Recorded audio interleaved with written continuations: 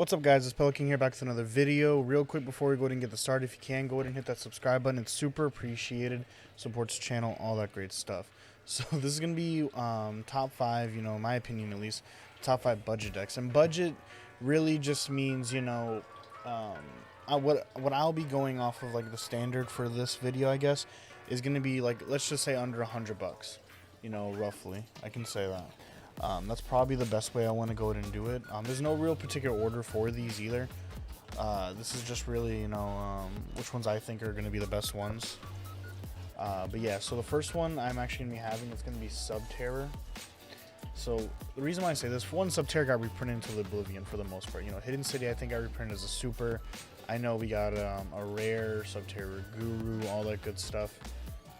The deck is just super strong and it has recursion in the form of being able to flip the Guru up and down repeatedly. As you can see, literally I just go ahead and activate field spell, search Guru, set him, field spell effects, flip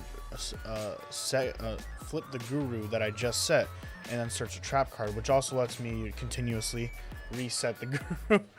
And this card also is how you kill things as well, but being able to search an Omni Negate is also insane for this deck as well. You'll be seeing how this card basically hyper carries me through just about the whole game. Same thing with the trap card. Being able to search these two cards is just so crazy. Fiendus also on normal summon, I believe she reborns one from grave as well, which is really free. But yeah, literally just Guru set 1 is pretty dangerous, and this deck is also not susceptible to Nibiru as well. I am playing Numeron in the deck. I feel like that's the best way to play, because getting a Zexal in there is really good. Literally just summoning Zexal and setting a Guru is just so powerful when you really think about it. But he goes ahead and activates Jamming Waves, targeting my final battle. I'm actually going to negate that because I need this card to stay with me as long as I can. But yeah, this deck, in terms of cost, you should be able to get just about everything. And, assuming, even the hand traps, even if you don't have those, they're not even that expensive for the most part. You can get common ashes for like $4 or $5 each via structure deck. The only thing that really is expensive, and you don't really need to play Imperm if you really don't want to, if you're trying to really go budget. One card that I do recommend you need to be playing in this deck, though, is going to be Pound of Extravagance. This card is way too good for the deck. You don't need your extra deck. These being about $20 a pop brings the deck, after everything, probably about like $80, $85. If you don't have Imperms, that's a little bit different, but like I said, I'm just playing that card because, I already have them and things like that, but you can replace them with other cards, like maybe more hand traps that are you might have, like DD Crow is really good right now. You can even play Chalice if you'd like to, things like that. But for the most part, if you want to play just Subterror, it's not going to be expensive at all, and it's super effective. Just being, like I said, just being able to set Guru up and down every turn. Like this version, isn't as trap heavy, but you can play a lot of the good traps, especially if you got reprinted like Crackdown's insane, Solemn Strike, Solemn Judgments, all those good cards as well, which is another big reason why I do like this deck, because you can just play so many trap cards and it doesn't matter. You can play Duality too. I guess I wasn't playing it because I was playing the Numeron engine. And the Numeron engine is nowhere near expensive either. And this engine just steals games. It puts so much pressure on the board, which is another big reason why I like it. See, even like he Nibiru's me, it literally doesn't fucking matter, because I just go ahead and Fiendus sets to negate, and then I can put him back up during the battle phase and search and attack him, which is so crazy. So I get to search another Fiendus, so I get to search another Omni Negate, and I punch him in the face for 48 and for 16. Unfortunately, I wasn't able to kill him because he did have the Nibiru, but it was fine. I'm at this point, he has to, the Sky Striker player, he has to go through all this, but he's gonna go ahead and multi-roll and get rid of his field spell, and I'm gonna Subterror Fiendus negate that, and it's just so crazy on how controlling this deck can be. I say this is a solid tier 2 deck. If you want to call it a rogue, you can, but I think this deck can compete with a lot of what's going on right now. Especially a Virtual World, they normal summon, you can book it immediately, or you can just negate the Lulu in hand, things like that. Next one I really do like is Unchained. The entire deck got reprinted, literally the entire deck, which is so crazy. The only I'm playing like a bunch of extra cards. This is just the build I have right now. You definitely don't need triple tactical talents, it just helps. I'm playing a going second build, but you can play going first build with more trap cards. That's what a lot of people are opting to do now. I just like playing this deck to go second, but even then you don't need cards like triple tactical talents. This is my old list, and I actually took it out of my current list.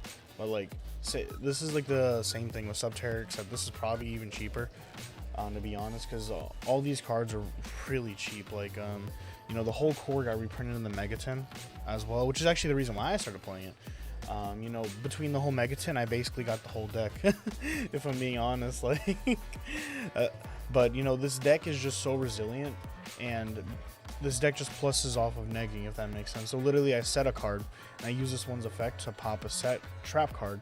That trap card goes ahead and special summons me one from deck. She is going to go ahead and set that trap card and pop the red one. The red one's going to bring one out, and he's going to come out from my hand.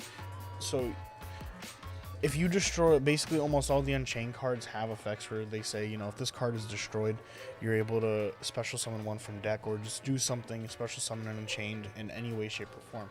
Most of them summon them from deck or hand. And you know, the primary way that you really set up like defensive boards is between this trap card, which destroys an Unchained you control and destroys a card they control, and then you can summon this guy from deck after, and he pops another card. And then the Link 2, which is really good, you're basically during their main phase, you can target a special summon like monster they control, and then you can use it for a Link monster, for a dark Link monster. So you can target like just anything. You can make Unicorn during their turn as well, and they also have Link 2 for your turn, or Link 3 for your turn that does the same thing. So you can take that and go into Link 4. I believe I banished it. Yeah, I believe I ended up banishing the Abominations off of it, and things like that. But yeah, the deck is just super crazy. It's so hard to kill when you're playing against it. Like, I feather dusted a guy at locals. I feather dusted him for 4. He de-barriers me, calls synchros, and he summons 2 guys from his deck, one being able to summon the pop as well. And it's just, you know, that I now have to play through those as well. And the de-barrier synchros hurt, and you can also getting a pop hurts. Like, even then, like, you see this, he goes ahead and activates Crackdown, and I'm like, oh, that's unfortunate. So he takes my guy, and I chain the trap card, so I'm going to target my Abominable Unchained Soul and targeting a set card. And then he ends up judgmenting this, which is wild. So he takes it, and then I just beat into this, and of course it floats. So I summon this, use its effect to pop the Crackdown, get my guy back, and punch him for game. And, you know, just between, you know, I think this deck excels at going second main cards like Dark Ruler no more. You can play all the good hand traps, and, you know, I would say it's probably going to cost you around the same if you have literally like nothing for the deck in terms of like, you know, any of the Unchained cards, no Pot of Extravagance, probably like 80-90 bucks, same thing. You know, even if you don't play Extravagance, you can play other cards like maybe Pot of Desires to help supplement it as well. You know, you can get commons for like 2 or 3 bucks, and you can drop this price even lower, probably like 30-40 bucks, even if that. The next one I'm going to go ahead and talk about is Prank Kids. This one probably is a little pricier. This is just my list. I kind of threw this together. I don't really like droplets at all, if I'm being honest. I think this card's kind of bad. I just kind of afraid of VFD, but there are a lot of other viable options. So this list is pretty standard. The only things that I really put in are the Unicorn and the Access Code Talker. Those are really like flex spots, but everything else you pretty much need. Like this entire extra deck, like Battle and Butler's like 3 bucks. The Doodle whatever, you know, the big chicken, he's like 5 bucks, and then the Pertapang, I think he's like 25. That's probably what, like about 40 bucks right there. And then the 3 Field Spell, which is really the only expensive card in the main deck. The 3 Field Spell, they're about 11 bucks each, so it's probably about 80 bucks roughly. And then after everything, you know, maybe a little above 100 at the worst case scenario. So this deck is just super powerful, as I'm sure we all know. It did get its Link monster, which is even better, which is a big reason why I do like this deck now. The Link monster solved all the problems the deck had before, which was requiring poly 2 monsters. You know, as I see one Prank, this is all off one Prank Kid monster, by the way. One Prank Kid monster is doing me all this. Unfortunately, he did have Nibiru, but it actually didn't even matter. That's what's crazy, because at the end of the combo, you essentially want to end off on being able to summon this, and as long as you can get Lampsey, Dropsies, and Fansies in your hand, it doesn't matter. So what he did is he Nibiru'd me during the before I ended, so I didn't have access, as so he thought, because this card adds the Prank Kid monsters, well, cards actually, from my graveyard to my hand during his turn, but I actually opened all of them, which is super insane. So he goes ahead and he almost Alistair. I go ahead and droplets, but this can be any other card as well, like Imperm, Chalice, things like that. And then he just scoops here. No matter what he did, like this is I guess the most problematic card for me, but no matter what he did, I was able to resolve Pandemonium. And I did have Effect Veiler as well, so if someone's Construct, it literally doesn't matter, but I guess he had Elshaw, but he wasn't going to really get far anyway. Between me Raigeki him twice, and you know, double Raigeki hurts most decks. Most decks really can't play through that, and you know, that's just how I set up the board, but you can set it up to where you Raigeki and Heavy Storm him. And that's what makes this deck so crazy. The only thing is it's a little weak to like the first hand trap, which is like, you know, if I normal summon one, make the link one, you Ash or Gamma. It's pretty rough if I'm being like honest. That's the only issue that I really have with the deck. But as long as if you open a way to fusion summon, which you play like 2 poly, triple Pandemonium, even have instant fusion to try to keep going, you know, it doesn't matter. And the field spell does let you chain block, which is another good thing I really do like about it, and so does the Rip Ride Rocket, Jesus. So does the Rocket, which is really nice. The next one I have is Zoo. Zoo is really, like, I can say one of my favorite ones. It's just because I love decks that are 1-card starters, which is why I like Prank Kids. I misplayed here. They always tell me to never activate the effect, but I normal summon activate the effect anyway because I had Shuffle Reborn, so I didn't really care. I wanted to bait out a hand trap. It was Gamma, that's the one I was looking for, and I got it. But, you know, just being able to set up this one disruption off of any Zoo monster is just so crazy. The only real thing that's expensive is this. You can get away with running one. It really doesn't matter if I'm being completely upfront. It does help having 2, but I've seen a lot of success with 1 when I was playing it at locals. So I can tell you definitely running 1 isn't too big of a deal, especially when you can play cards like Pot of Avarice to shuffle back all your cards. It really, trust me. 1 is more than fine. The only real expensive card I can say in this deck is Zeus. He's like $50 for the 1 copy, but if you get it online from someone, you can probably get it a little cheaper as well. But if you do would rather just go to TCG Player, pay full retail, you can do that as well. This is also an optional thing. This is because every deck's running it's a kill combo. How can access code? You don't need to run these. There are other options you can run, like Nightmare Unicorn, Nightmare Phoenix, as well as the Earth Charmer, which is pretty decent for the deck as well.